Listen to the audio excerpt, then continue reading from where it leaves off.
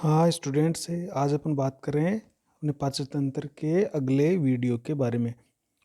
तो हम इससे पहले वाले वीडियो में हमने जो छोटी आंत और बड़ी आंत यानी हमने पाचन तंत्र के जो प्रमुख अंग थे वो पूरे पढ़ लिए थे। तो पाचन तंत्र के अंग हमने क्या क्या बताए थे? मुख मुख हमने पढ़ लिया है, ग्रसनी पढ़ लिया है, भोजनली भोजनली जुड़ी होती है आमाशय से, आमाशय जुड़ा होता है छोटी आंत से, छोटी आंत आगे जुड़ी होती है बड़ी आंत से, और बड़ी आंत का अंतिम सिरा मलाशय, मलाशय फिर एक छिद्र के द्वारा अर्थात गुदा या मलद्वार के द्वारा बाहर खुलता है। तो ये हमारी जो मुख्य आहारनाल थी वो हमने जितने भी उसमें अंग पाए जाते हैं वो अंग पूरी तरह से पढ़ चुके हैं। अब देखिए इन अंगों के अलावा हमारे पाचन क्रिया में मदद करने के लिए कुछ विशेष प्रकार के अंग या ग्रंथियाँ पाई जाती है। जैसे मुख में होती है लार ग्रंथियाँ, तो ये साई ग्रंथियाँ होती है जो विशेष प्रकार के रस का या जूस का या एंजाइम का स्राव करेगी, जो हमारी पाचन क्रिया में मदद करेंगे, उसमें सहायता करेगी।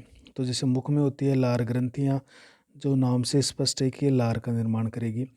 यहाँ पर हमारे जो आमाशय होता है उस आमाशय के दाईं तरफ एक त्रिकोणाकार अंग होता है जिसको हम यकृत कहते हैं। ये हमारे शरीर की सबसे बड़ी ग्रंथि होती है और ये एक रस बनाती है जिसको अपन कहते हैं पीत रस, जो कि वसा वसा के पाचन में महत्वपूर्ण भूमिका निभाएगा, जो आगे देखेंगे अपन। और इसी तरह से जो आमाशय उसके ठीक नीचे एक पत्ती जैसी संरचना या अंग पाया जाता है, पत्ती जैसी संरचना वाला अंग पाया जाता है जिसको हम कहते हैं अग्नाशय ग्रंथि। तो हमारे पाचन तंत्र में ये 3 साई ग्रंथियाँ होती है, लार ग्रंथियाँ, यकृत और अग्नाशय ग्रंथियाँ। तो आज की वीडियो में हम तीनों को देखेंगे और ये तीनों क्या करते हैं। देखो तो देखो लार ग्रंथियाँ होती है, ये 3 जोड़ी लार ग्रंथियाँ होती है। तो हम पढ़ेंगे ये कहाँ कहाँ पर होती है, किस किस तरह से अपना काम करती है। तो देखिए आज चलते वीडियो स्टार्ट करते हैं। सहायक पाचन ग्रंथियाँ। तो जैसे मैंने आपको बताया हमारे शरीर में पाचन तंत्र में 3 पाचन ग्रंथियाँ पाई जाती है, जिसको हम कहते हैं लार ग्रंथियाँ, यकृत और अग्नाशय ग्रंथि। लार ग्रंथियाँ 3 प्रकार की होगी, यकृत 1 होगा और अग्नाशय ग्रंथि भी 1 होगी। तो ये भी अग्नाशय ग्रंथि 1 है, यकृत भी 1 है, जबकि लार ग्रंथियाँ 3 प्रकार की होती है और टोटल 6 होती है, 3 जोड़ी होती है। तो अपन देखेंगे देखो ये क्या क्या होती है। तो पहला पढ़ लेते हैं अपन लार ग्रंथियाँ। देखो लार ग्रंथियाँ लार बनाएगी, नाम से स्पष्ट है कि लार का निर्माण करेगी। लार मतलब मुख में लार बनती रहती है, आप देखते हो मुख हमेशा गीला रहता है तो क्योंकि लार बनती रहती है। तो हमारे मुख में 3 प्रकार की लार ग्रंथियाँ आकर खुलती है। तो 3 प्रकार की लार ग्रंथियाँ पाई जाती है हमारे पाचन तंत्र में। अब कहाँ कहाँ होती है देखो वो आपको मैं बता देता हूँ कि जो लार ग्रंथियाँ पाई जाती है अपनी बॉडी में, तो वो देखो इस तरह से होती है। जैसे ये हमारा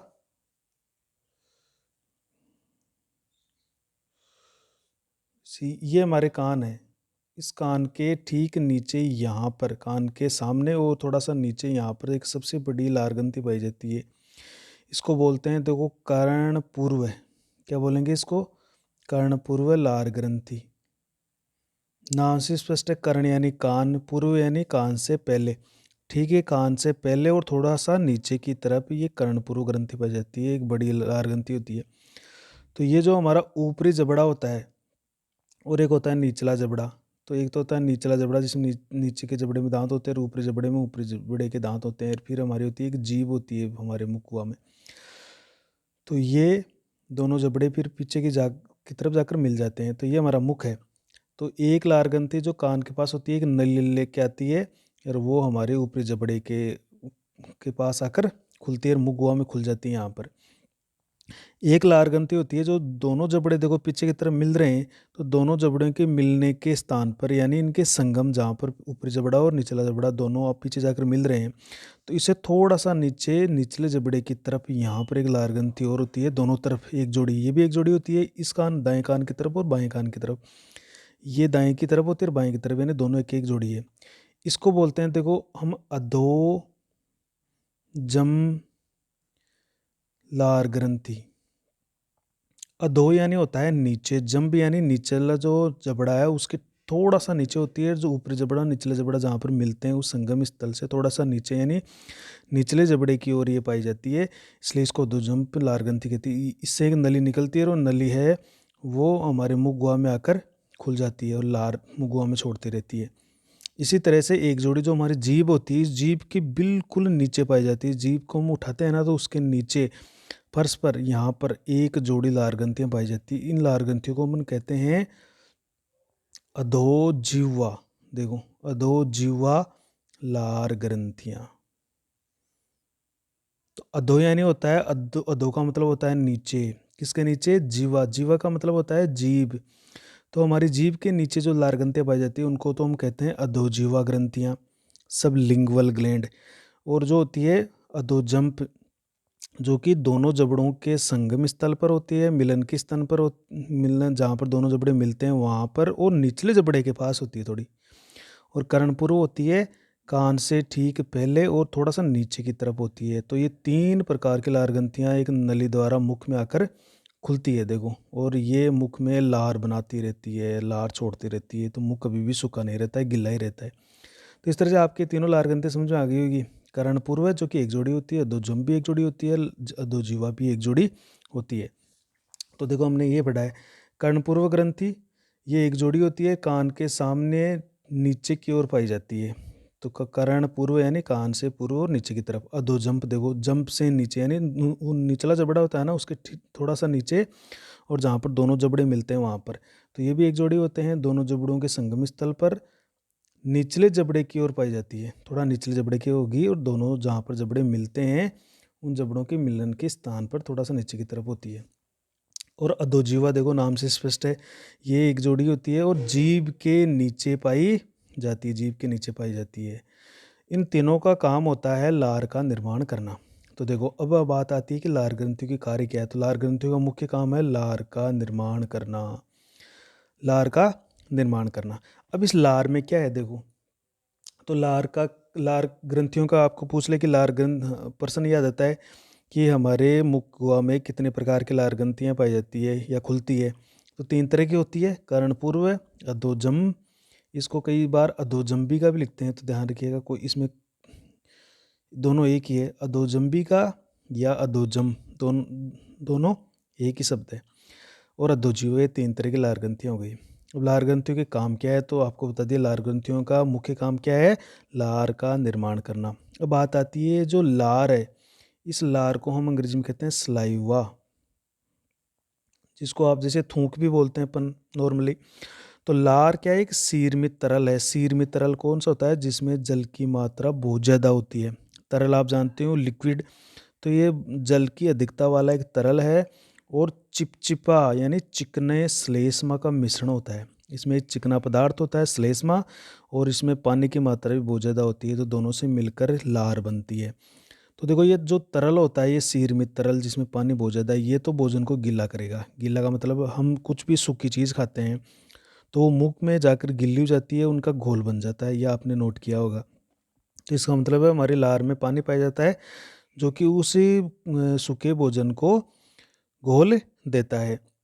तथा श्लेष्मा, जो इसमें चिकना पदार्थ, देखो ये चिकना पदार्थ क्या होता है, श्लेष्मा, ये स्नेहक यानी लुब्रिकेंट का कार्य करता है। लुब्रिकेंट का मतलब है उसको चारों ओर से लसलसा बनाता है, चिकना बनाता है, ताकि हम उसको आसानी से निगल सकें, वो हमारे भोजन नली में अटके नहीं। तो देखो, जैसे हमने कोई भोजन के टुकड़े खाए, तो एक तो दांत क्या करते हैं, इनको छोटे छोटे टुकड़ों में बांट देते हैं, और लार का जो तरल है वो इनको गीला कर देता है। फिर इनसे एक बहुत ही चिकना एक बोलस तैयार होता है, देखो इस तरह से, जो कि बहुत ही चिकना होता है, और इसको आराम से हम निगल लेते हैं। तो लार भोजन को गीला करती है, और श्लेष्मा जो होता है वो स्नेक की तरह कार्य करता है। तो ये इसका काम है। अब अपन बात कर लेते हैं लार के प्रमुख कार्य। तो लार का प्रमुख कार्य में ये भी है, ये ऊपर वाले दोनों कार्य हैं कि लार है वो भोजन को गीला करता है, लार है भोजन को स्नेक यानी लसलसा बनाता है, ये भी आप कह सकते हो। तो देखो, अपन पहला कार्य लिखते हैं, सबसे इंपॉर्टेंट। देखो, लार होती है ना, उसमें एक एंजाइम होता है टाइलिन, याद रखिएगा, इसको अमाइलेज एंजाइम भी कहते हैं। टाइलिन या अमाइलेज एंजाइम पाया जाता है हमारी लार में, जो क्या करेगा, जो कार्बोहाइड्रेट खाया है हमने, जैसे स्टार्च खाया है, स्टार्च एक कार्बोहाइड्रेट है, तो इस कार्बोहाइड्रेट यानी स्टार्च का पाचन करके उसको माल्टोस में बदल देता है। यानी जो लार के अंदर, लार में जो स्टार्च होता है, कार्बोहाइड्रेट, जो लार के अंदर, लार में जो टाइलिन एंजाइम है। टाइलिन का दूसरा नाम क्या है? अमाइलेज। तो ये स्टार्च को क्या कर देता है? माल्टोज में बदल देता है। माल्टोज इसका मतलब ये है कि जो बड़ा स्टार्च का अणु है उसको छोटे छोटे अणुओं में बांट देता है। ये समझ लो आप तो कि स्टार्च का एक बड़ा अणु था, उसको छोटे छोटे टुकड़ों में ये तोड़ देता है। तो ये क्या करेगा? ध्यान रखिएगा, लार में कौन सा एंजाइम होता है? पहले तो ये प्रश्न आता है कि लार में कौन सा एंजाइम पाया जाता है। तो अब प्रश्न बनता है कि लार में टाइलिन या अमाइलेज एंजाइम पाया जाता है। दोनों का नाम एक ही है। और इसका काम क्या है? तो ध्यान रखिएगा, टाइलिन अमाइलेज का काम है स्टार्च कार्बोहाइड्रेट जो है, यानी स्टार्च का पाचन करके उसको किस में बदलना? माल्टोज में बदलना। स्टार्च बड़ा अणु है, माल्टोज छोटा अणु है। इस प्रकार हम क्या कह सकते हैं कि हमारे शरीर में जो पाचन की क्रिया वो कहाँ से शुरू हो गई है? हमारे मुख से ही प्रारंभ हो गई है। तो देखिए, हमारे शरीर में पाचन की क्रिया जैसे हम मुख भोजन में लेते हैं, पाचन की क्रिया भी शुरू हो जाती है और वो पाचन की क्रिया छोटी आंत तक चलती रहती है। तो हम ये कह सकते हैं कि हमारे शरीर में पाचन की क्रिया मुख से ही शुरू हो चुकी है। तो पहला कार्य तो हो गया कि इसमें टाइलिन माइलेज एंजाइम पाया जाता है जो कि स्टार्च को माल्टोज में बदलता है। दूसरा कार्य देखो, लार्च बहुत चिकना होता है, इसलिए ये भोजन को चिकना बनाता है, लसलसा बनाता है, ताकि हम उसको आसानी से निगल सकें। अगर वो लसलसा चिकना नहीं बनेगा तो हमारी भोजनली में वो भोजन अटक सकता है, तो उसको निकलना मुश्किल हो सकता है। इसलिए लार क्या करती है? भोजन के छोटे छोटे गोले तैयार करती है। वो बहुत ही लसलसे चिकने होते हैं और आराम से हमारी भोजन नली से आमाशय में पहुंच जाते हैं। देखिए, लार के अंदर क्या होता है? एक रोगाणुनाशक पदार्थ होता है। एक और बात बताऊं मैं आपको कि भोजन के साथ जितने भी रोगाणु आते हैं वो रोगाणुओं को लार नष्ट कर देती है, क्योंकि लार में क्या होता है? रोगाणु नाशक पदार्थ पाया जाता है। लार में रोगाणुनाशक पदार्थ पाया जाता है। तो लार में जितने भी भोजन के साथ कोई भी रोगाणु आ गया, जैसे हमने हाथ नहीं धोए या किसी ऐसे स्थान से भोजन किया जहाँ पर कोई रोगाणु हो सकते हैं, तो लार क्या करती है? ये काम तो करती ही करती है, इसके साथ उसके साथ जो रोगाणु आए उनको भी ख़त्म कर देती है। तो इसका मतलब है लार हमारे रोगाणु से सुरक्षा भी करती है। और कई जानवर तो अपनी लार का उपयोग है वो रोगाणु को नष्ट करने में करते रहते हैं, जैसे कुत्ते या बिल्ली या शेर बाघ होते हैं। इनमें अगर कोई चोट लग जाती है, घाव हो जाता है, तो अपने घाव को ये चाटते रहते हैं। तो चाटने का मतलब क्या है? वहाँ पर ये लार को लगाते रहते हैं। और लार में क्या होता है? रोगाणुनाशक पदार्थ। तो जब उनके वो अपने घाव को लगातार चाटते रहते हैं तो लार लगती रहती है। लार में रोगाणुनाशक पदार्थ होता है जो रोगाणुओं को मारती रहता है, और वो घाव है वो धीरे धीरे भर जाता है, ठीक हो जाता है।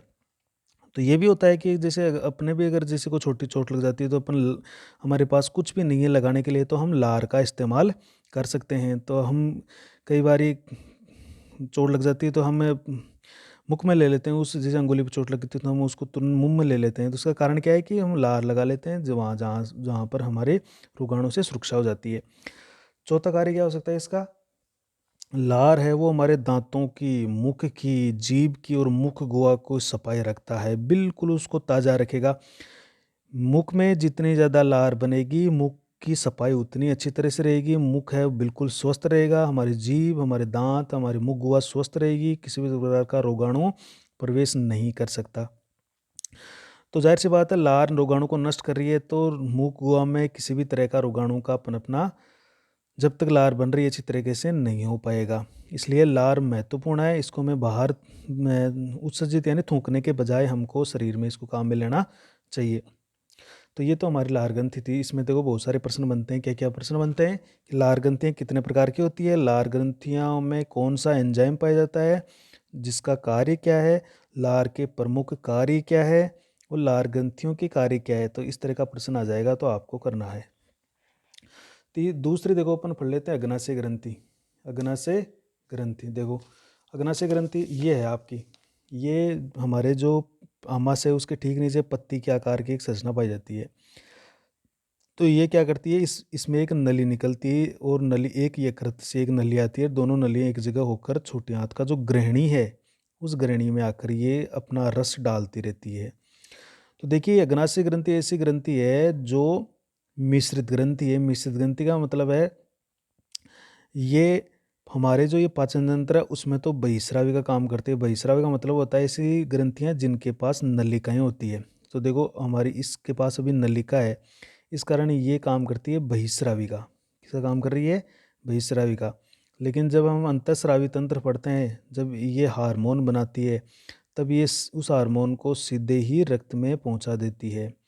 तो उस समय इसको हम कहेंगे अंतःस्रावी। तो हम ये कह सकते हैं कि हमारी अग्नाशय ऐसी ग्रंथि है जो मिश्रित ग्रंथि है। ये याद रखिएगा, ये महत्वपूर्ण प्रश्न है कि प्रश्न ये आ जाएगा कि एक मिश्रित ग्रंथि का नाम लिखिए, तो आपको क्या लिखना है? अग्नाशय ग्रंथि लिखना है। इसको मिश्रित ग्रंथि क्यों कह रहे हैं? क्योंकि ये अंतःस्रावी की तरह भी काम कर रही है, वो बहिस्रावी की, दोनों की तरह काम करती है। बहिस्रावी क्या होती है? जिनके पास नलिकाएं होती है, नलिकाएं युक्त, और जिनके पास नलिकाएं नहीं होती है तो उनको हम कहेंगे अंतःस्रावी। जिनके पास नलिकाएं होती है तो उनको कहेंगे अपन बहिस्रावी। तो देखो यहाँ पर इसके पास नलिका है, इस कारण इसको हम बहिस्रावी कह देंगे। और अंतःस्रावी में इसमें इसमें नलिका का काम नहीं होगा, सीधे ही अपने स्राव को रक्त में पहुंचाएगी। तो ये दोनों की तरह काम करती है। तो अंतःस्रावी ग्रंथि के रूप में ये कब काम करती है? तब ये इंसुलिन और ग्लूकेगोन जैसे उपयोगी हार्मोन बनाती है। देखो ये जो अग्नाशय ग्रंथि है, ये जब अंतःस्रावी ग्रंथि के रूप में काम करती है तो मुख्यतः ये दो हार्मोन, हालांकि 3 हार्मोन है लेकिन आपकी किताब में 2 हार्मोन दिए गए हैं, इंसुलिन और ग्लूकेगोन जैसे उपयोगी हार्मोन बनाती है। बहिस्रावी के रूप में ये अग्नाशय रस का निर्माण करती है। ये काम का है, ये अब हमारे पाचन तंत्र में काम आएगा। देखो बहिस्रावी के रूप में था, बहिस्रावी का मतलब इसके पास नलिका है, तो ये अग्नाशय रस का निर्माण करती है, जिसमें अनेक प्रकार के एंजाइम पाए जाते हैं जो कि वसा, प्रोटीन, कार्बोहाइड्रेट का पाचन करते हैं। अब ये जो अंतःस्रावी के रूप में काम करती है, तो अंतःस्रावी के रूप में कैसे काम करेगी कि जैसे इसमें हमारे रक्त में ग्लूकोज बढ़ गया, ये रक्त की बात है, रक्त में तो ग्लूकोज होता है, उस ग्लूकोज को ये जो इंसुलिन हार्मोन है ग्लाइकोजन में बदल देता है। जब शरीर में ग्लूकोज की कमी होती है तो ये जो ग्लूकेगोन हार्मोन है ग्लाइकोजन को किस में बदल देता है? ग्लूकोज में बदल देता है। तो इससे हमारे रक्त में ग्लूकोज और ग्लूकोज की मात्रा का नियंत्रण रहता है। जिससे है अगर इसकी किसी तरह से कमी हो जाती है तो हम कहते हैं ना मधुमेह रोग। तो वो मधुमेह रोग कब होता है? जब इंसुलिन की कमी हो जाती है तो रक्त में ग्लूकोज बढ़ जाता है, क्योंकि ग्लूकोज ग्लाइकोजन में नहीं बदलेगा, तो रक्त में ग्लूकोज बढ़ जाएगा। तो उसे हम कहेंगे चीनी वाली बीमारी या मधुमेह, जिसको अपन डायबिटीज़ कहते हैं। तो चलिए आपको इतना याद रखना है कि इसमें अंतःस्रावी के रूप में 2 हार्मोन स्रावित करती है, इंसुलिन और ग्लूकेगोन। अब बात आती है हमारे पाचन तंत्र में, ये जो अग्नाशय रस बनाती है अग्नाशय ग्रंथि, इसमें कौन कौन से एंजाइम होते हैं? तो ये इंपॉर्टेंट है, ये आपको याद रखिएगा। अब देखो ये अग्नाशय ग्रंथि है, ये एक नली द्वारा अपने स्राव को छोटे आंत के जो ग्रहणी भाग है उसमें डाल देती है। अब इस रस में क्या क्या एंजाइम पाए जाएंगे? तो देखो वो कौन कौन से एंजाइम आएंगे। जो अग्नाशय रस आएगा उसमें ये एंजाइम पाए जाएंगे। एक है ट्रिप्सिन, दूसरा है काइमोट्रिप्सिन और कार्बोक्सी पेप्टाइडेज। तो ये तीनों जो एंजाइम है ये प्रोटीन का पाचन करते हैं, ध्यान रखिएगा। ट्रिप्सिन, काइमोट्रिप्सिन और कार्बोक्सी पेप्टाइडेज, ये तीनों प्रोटीन का पाचन करने वाले एंजाइम होते हैं। अग्नाशय लाइपेज अमाइलेज, यहाँ पर मैंने अग्नाशय शब्द क्यों लगाया? क्योंकि अमाइलेज हम कह रहे थे लार में भी होता है, तो अग्नाशय में भी होता है। तो अग्नाशयी अमाइलेज ये कार्बोहाइड्रेट का पाचन करेगा। कौन से कार्बोहाइड्रेट का? मान लीजिए कुछ स्टार्च लार द्वारा नहीं पचा और वो सीधा ही हमने निगल लिया, तो फिर हमारे छोटी आंत में उस स्टार्च का पाचन कौन कर देगा? अग्नाशयी अमाइलेज कर देगा। लाइपेज, देखो लाइपेज, तो लाइपेज LIPASE, लाइप यानी लाइप बनाए लिपिड से, तो लिपिड के पीछे ASE लगा दिया, तो लिपिड का मतलब होता है वसा। तो लाइपेज किसका पाचन करता है? वसा का पाचन करेगा। देखो और न्यूक्लिएज, न्यूक्लिएज देखो हम जितने भी पादप खाए या जो भी अपन भोजन करते हैं तो उसमें कोई ना कोई कोशिका जरूर होती है। उस कोशिका में होते हैं DNA और RNA। इन DNA RNA को हम कहते हैं न्यूक्लिक अम्ल। तो इन न्यूक्लिक अम्लों का पाचन कौन करता है? एक एंजाइम आता है अग्नाशय रस में, न्यूक्लिएजेज। तो न्यूक्लिएजेज की सहायता से न्यूक्लिक अम्लों का पाचन किया जाता है। तो ये देखो प्रमुख इसमें जो एंजाइम है वो ये है ट्रिप्सिन, काइमोट्रिप्सिन, कार्बोक्सीपेप्टाइडेज, ये तो प्रोटीन का पाचन करेंगे। अब परीक्षा में प्रश्न इसी तरह से आ सकता है कि अग्नाशय रस में प्रोटीन का पाचन करने वाले 2 एंजाइमों के नाम लिखो। तो आप तीनों में से कोई भी 2 याद कर लेना, ट्रिप्सिन, काइमोट्रिप्सिन, कार्बोक्सीपेप्टाइड। वसा का पाचन करने वाला एंजाइम लाइपेज कहलाता है। न्यूक्लिक अम्ल का पाचन करने वाला एंजाइम न्यूक्लियेजेज कहलाता है। कार्बोहाइड्रेट का पाचन करने वाला एंजाइम अग्नाशयी अमाइलेज कहलाता है। तो ये हमारे अग्नाशय रस में पाए जाते हैं। अब बात कर लेते हैं अपन नेक्स्ट की, जो जिसे हम कह रहे हैं यकृत। देखो ये है हमारा यकृत, ये है यकृत, जो तीसरी अपन ग्रंथि पढ़ रहे हैं यकृत। देखो ये है यहाँ पर हमारा यकृत। तो देखो यकृत की संरचना कैसी होती है, देखो इस तरह से इसको अपन देखें तो ये अपने अंदर त्रिकोणीय संरचना युक्त इस तरह का ये मिलता है। अब ये सीधा है, जैसे यहाँ पर ये लगा हुआ है। इसको अगर अपन देखें तो ये ऊपर से देखें तो ये देखो त्रिकोण है, त्रिकोणाकार अंग है ना। तो हम ये क्या कह रहे हैं कि यकृत कैसा है, त्रिकोणाकार अंग है। तो 1 2 और 3 कोने हो गए इसके, तो ये त्रिकोणाकार अंग है। ये हमारे शरीर की सबसे बड़ी ग्रंथि है और लगभग इसमें 1.5 किलो वजन होता है और ये हमारे शरीर के दाईं साइड में होती है। सबसे बड़ी ग्रंथि है जिसका वजन लगभग 1.5 किलो होता है, 1.5 किलोग्राम। अगर अब इसको ऊपर की तरफ से देखें ना तो इसके देखो 2 भाग दिखाई देते हैं, ये 2 भाग। इसको तो हम कहते हैं दाईं पाली, दाईं पाली। इसको हम कहेंगे बाईं पाली, बाईं पाली। तो 2 पालियाँ दिखी। लेकिन अब इसको नीचे की तरफ से अपन देखें तो अगर इसको नीचे की तरफ अपन देखते हैं ना, इसको ऐसे करके अपन देखें, इसको ऐसे उठाकर देखें तो इसको नीचे की तरफ देखें तो हमें इस तरह से 4 पालियाँ दिखती है। इसके नीचे की तरफ अपन देखें कितनी पालियाँ दिखती है, 2 तो ये है ही और 2 इसमें और पालियाँ दिखती है। तो यानी 1 2 3 और 4 पालियाँ दिखती है नीचे की तरफ देखें तो। जो दाईं बड़ी पाली होती है, देखो ये दाईं है, ये बड़ी पाली है। यहाँ पर क्या होता है, एक थैली जैसी संरचना लटकी रहती है। ये इस थैली जैसी संरचना, ये दाईं जो बड़ी पाली होती है उसके पास में एक थैली, हरे रंग की थैली, ये हरे रंग की थैली लटकी हुई है। इसके अंदर एक रस भरा रहता है जिसको हम कहते हैं पीत रस। क्या कहते हैं इसको, पीत रस। और इस थैली को कहेंगे हम पित्ताशय। क्या कहेंगे, पित्ताशय। इस पित्ताशय से एक नली आएगी, देखो इस पित्ताशय से नली आएगी और एक यकृत से भी आएगी। दोनों नली एक जगह होकर फिर देखो ये यहाँ पर इस हमारे छोटे हाथ में आकर खुल रही है। तो ये जो पीत रस है इसका निर्माण तो कौन कर रहा है, इसका निर्माण तो यकृत करता है। और ये इकट्ठा कहाँ पर होता है, देखो पीताशय, पीत का आशय, यानी पीत निर्माण तो कौन कर रहा है, यकृत कर रहा है। और इकट्ठा कहाँ हो रहा है, पित्ताशय। अब जब भी हम भोजन करते हैं तो इस पित्ताशय से पीत है वो ये संकुचित होता है ऐसे, और यहाँ से पीत है वो इस नली से होता हुआ हमारी छोटी हाथ में पहुँचता रहता है। अगर इस यकृत की अपन देखें तो यकृत में क्या होता है कि इसमें बहुत सारी, जैसे एक यकृत की कोशिका देखें तो इसमें इस तरह की षटकोणीय कोशिकाएं होती है। इनमें बहुत सारी कोशिकाएं होती है जिनको हम यकृत पालियाँ कहते हैं। क्या कहते हैं इनको, यकृत पालियाँ। ये यकृत पाली है, देखो इस तरह से हमारा यकृत है वो बहुत सारी यकृत पालियों से बना हुआ होता है ये। तो हम कह देंगे कि हमारा जो यकृत है वो यकृत पालियों, पालिकाओं से बना हुआ होता है। तो देखो ये हमारे शरीर की सबसे बड़ी ग्रंथि है, 1.5 किलो इसका वजन होता है। ये मध्य पट या डायफ्राम के नीचे, मध्य पट में डायफ्राम क्या होता है, देखो कि हम इस तरह से इसको बात करें कि ये हमारी बॉडी है। इसे मान लीजिए ये हमारी बॉडी है, ये हमारी छाती है और ये हमारा अमाशय है। तो यहाँ पर छाती और यानी वक्ष यानी छाती और हमारा पेट, इन पेट के बीच में एक पर्दा लगा रहता है। इस पर्दे को कहते हैं अपन मध्यपट। ये हमारे स्तनधारियों में होता है। इस मध्यपट या इसका दूसरा नाम क्या है, डायफ्राम है। तो ये हमारे ठीक डायफ्राम के नीचे यहाँ पर ये लीवर पाया जाता है यहाँ पर। तो हम यही तो कह रहे हैं कि ये मध्यपट या डायफ्राम के नीचे पाया जाता है और अमाशय के दाईं तरफ पाया जाता है। तो हमने अमाशय की इसको दाईं तरफ ही तो बनाया, अमाशय के इधर बनाया इसको हमने। ये देखो हमने इसको अमाशय के दाईं तरफ बनाया है और ये हमारा जो मध्य पट है उस मध्य पट के ठीक नीचे पाया जाता है। ये मध्य पट आ गया।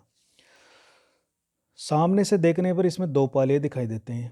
अभी मैंने कहा कि इसको सामने से देखें तो सिर्फ दो ही पालियाँ दिखाई देगी। कौन कौन सी? दाईं पाली और बाईं पाली। तो दाईं पाली और बाईं पाली।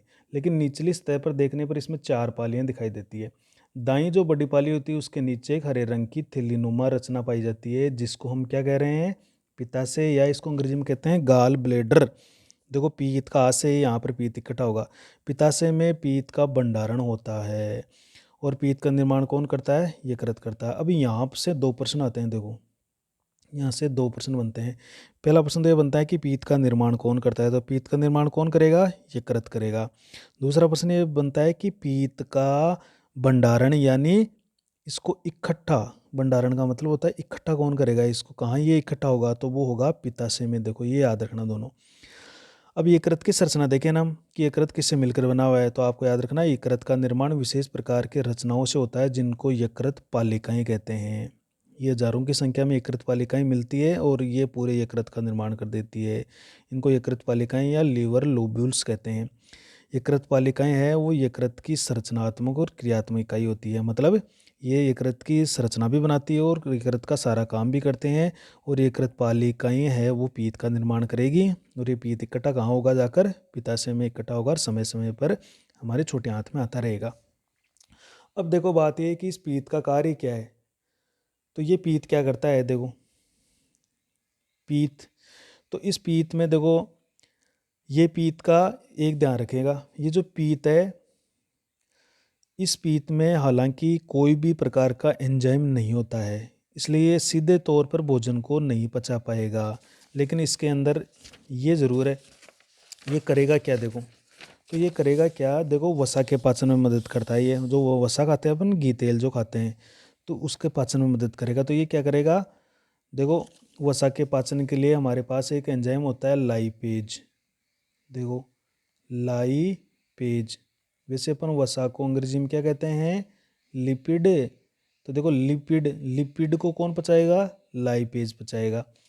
तो अभी ये लाइपेज क्या होता है? ये जो वसा की जो बूंदें होती है ना वो बड़ी बड़ी होती है, तो ये लाइपेज उसको नहीं पचा पाता है। तो अगर इसके छोटे छोटे टुकड़े कर दिए जाएं इस वसा की बूंद के, तो ये लाइपेज उसको आसानी से पचा देगा। तो ये पीत क्या करेगा? देखो वसा की जो बड़ी गोलिका होती है ना, उस वसा की बड़ी गोलिका को तोड़कर छोटी छोटी गोलिकाओं में बांट देता है, जिससे ये क्या करेगा? फिर ये लाइपेज एंजाइम है इसका आसानी से पाचन कर देगा।